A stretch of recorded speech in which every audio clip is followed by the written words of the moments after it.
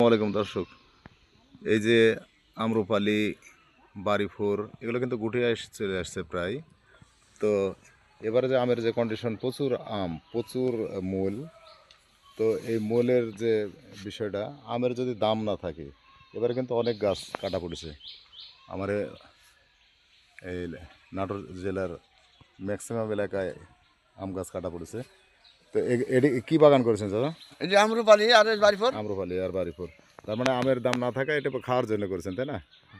তবে আমরা যে অক্সিজেন গ্রহণ করি সেই অনুপাতে যে গাছ কাটা পড়ছে, একসময় দেখা যাচ্ছে অক্সিজেনের সংকট হবে। আমি আলমগীর ছাগল ব্যবসায়ী। এই যে আপনাদের যে মাঝে মধ্যে কিছু দেখাই, দেখেন কত মূল। আল্লাহ কি না কি পারে, আল্লাহ সব কিছু পারে, আল্লাহ সব কিছু দিতে পারে। তো এই আমের দামটা এই জন্যে ওঠার দরকার। আম যদি আপনার 1000 টাকা 1500 টাকা মন হয়, এবার যদি বাজার না হয়, তাহলে আগামীতে আরও গাছ কাটা পড়বে, তাই না চাচা? তো এই গাছ যাতে না কাটা পড়ে, আমরা সবাই মিলে আম খাবো, আমের দামটা যেন বাড়ে, একটা সামঞ্জস্যের মধ্যে যদি থাকে, তাহলে সবাই আর কি খেতেও পারবে, গৃহস্থরাও গাছ রাখতে পারবে।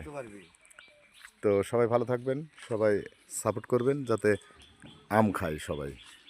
আম খেলে শক্তি হয়, আমে অনেক ক্যালোরি, আপনার আপেলের চেয়ে তো অনেক শক্তি।